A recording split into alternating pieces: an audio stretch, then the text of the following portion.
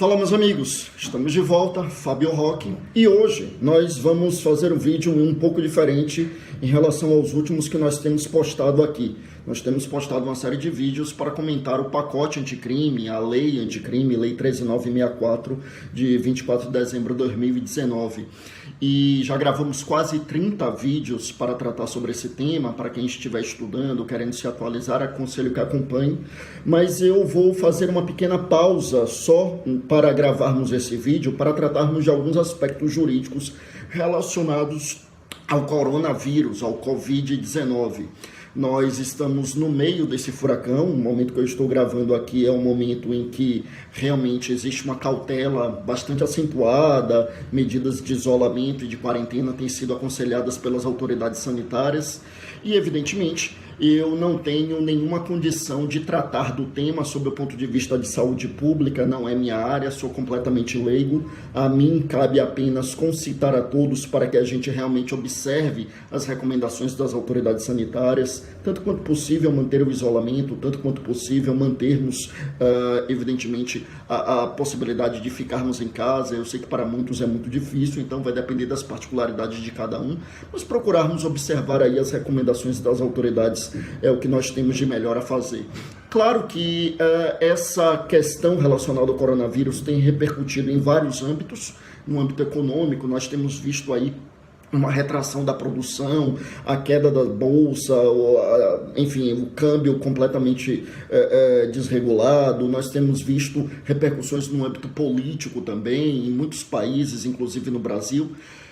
E tudo isso para deixar muito claro que, obviamente, eu não quero tratar de nenhum desses temas, né? Não sou especialista em nenhum desses temas, não vou me arvorar a falar desses temas aqui em um vídeo. Como vocês sabem, o objetivo aqui do nosso canal é fornecer conteúdo jurídico gratuitamente. Então, a despeito da imensa relevância de todos esses temas e de todos os desdobramentos em todas essas áreas, eu só me sinto à vontade em falar aqui publicamente das questões que são estritamente relacionadas às repercussões jurídicas. É esse o objetivo do nosso canal, fornecer conteúdo jurídico gratuitamente. Então, o que é que eu quero trazer hoje para vocês? Primeiro, falar das repercussões que deram ensejo à lei que tem sido apelidada pela imprensa de Lei Coronavírus. O que é a Lei Coronavírus? É a Lei 13979, que é agora, né, de fevereiro, do final de fevereiro de 2020, para tratar de questões relacionadas justamente à prevenção e ao combate à disseminação do coronavírus. E aí, a partir daí, foram publicadas duas portarias para regulamentar a matéria. Uma primeira portaria do Ministério da Saúde, que é a portaria de número 356, e uma segunda portaria, que é uma portaria interministerial, portaria do Ministério da Saúde, também do Ministério da Justiça e da Segurança Pública, que é a portaria interministerial de número 5. E algumas repercussões no âmbito penal. Por quê? Na lei, né, a lei trata de algumas questões. Então a lei, como eu disse, trabalha com a ideia de algumas medidas para prevenção e para combater a disseminação do coronavírus.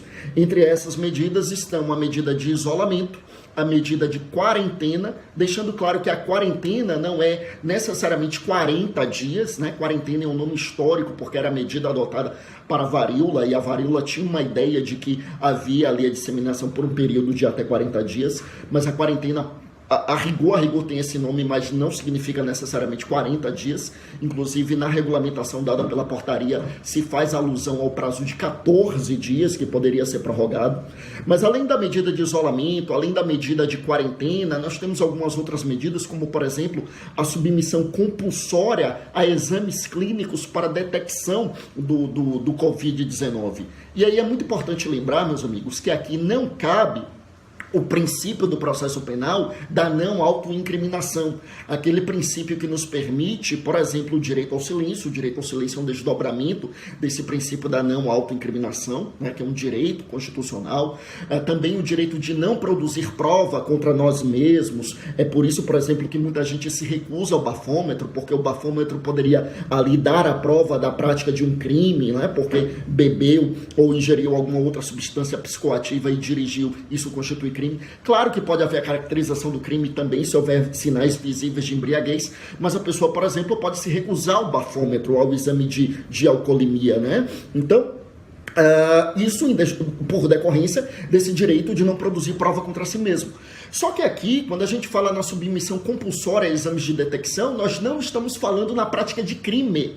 Então não cabe o argumento de que eu não vou me submeter ao exame se houver ali uma suspeita fundada de que eu contraí o Covid-19, eu não posso me recusar a essa submissão, alegando o direito de não produzir prova contra mim mesmo, porque ali não existe a discussão em torno da prática de um crime. Então sim, existe a questão do exame compulsório, existe, né, como eu já falei, as medidas de internação, as medidas de isolamento, a medida também relacionada à quarentena.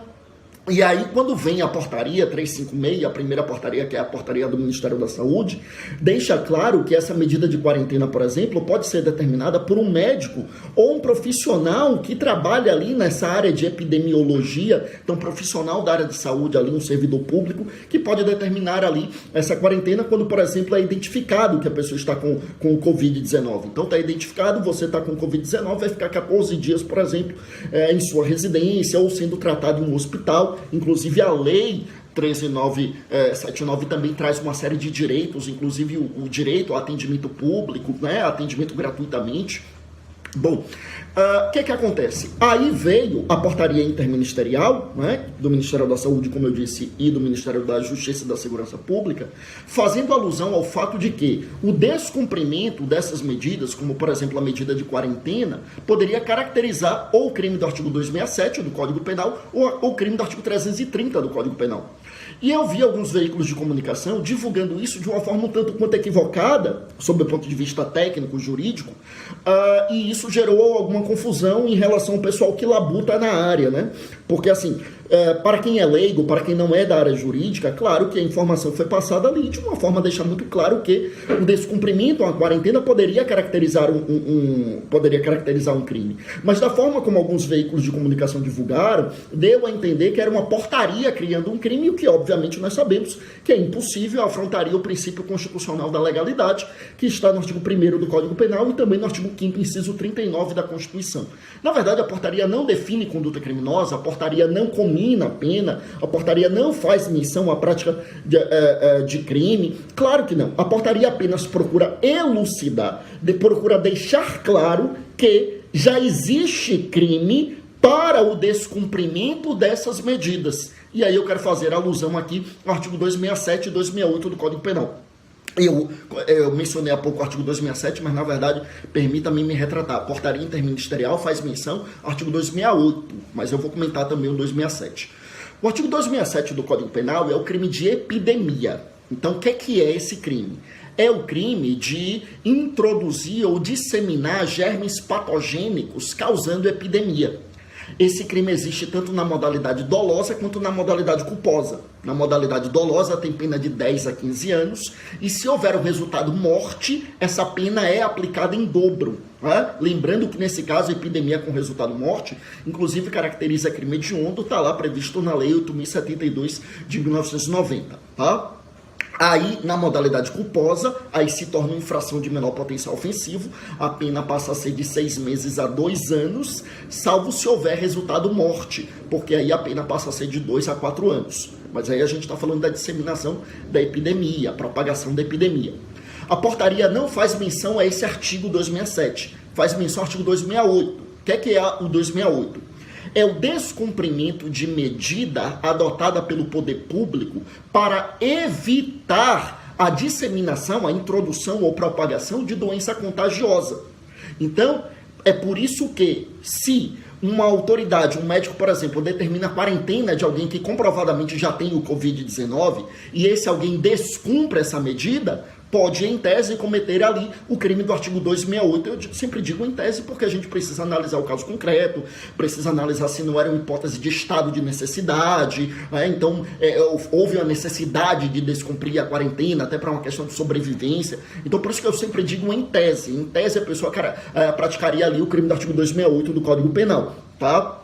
Lembrando que esse 268 é uma infração de menor potencial ofensivo, ele tem uma pena máxima de 1 ano, é por isso que a pena é de 1 mês a 1 ano além da multa, é por isso que quando a gente lê a portaria interministerial, diz que a polícia irá atuar Claro, porque existe a prática de um crime, mas sendo infração de menor potencial ofensivo, esse criminoso, suposto criminoso, né, ele seria levado à presença da autoridade policial para que houvesse a lavratura do termo circunstanciado da ocorrência. E lembra que, se o sujeito firmar o compromisso de comparecimento a todos os atos do processo, não haverá a lavratura do auto de prisão em flagrante. Isso está na portaria interministerial e que nada mais é do que a aplicação do artigo 69 da Lei de Juizados, que trata dessas questões atinentes à infração de menor potencial ofensivo, tá bom? Bom, e aí a portaria fala também do artigo 330, que é o crime de desobediência, também infração de menor potencial ofensivo, a pena é de detenção de 15 dias a 6 meses, além da multa. Desobediência é descumprir uma ordem legal expedida por um funcionário público. Então, nós poderíamos ter em tese ali, para o descumprimento das medidas de isolamento, as medidas de quarentena, poderíamos ter em tese ali também o crime de desobediência. Lembrando que o isolamento que está sendo determinado, que está sendo aconselhado atualmente, aqui no momento da gravação desse vídeo, não é uma determinação, né, o isolamento a priori. Agora, existe a possibilidade de determinação de quarentena naquelas hipóteses em que há comprovadamente ali a infecção pelo Covid-19, ou também aquela hipótese, meus amigos, em que há fundada suspeita, aí essa determinação de quarentena seria realizada por médico ou por autoridade pública ali da área de epidemiologia. Tudo bem?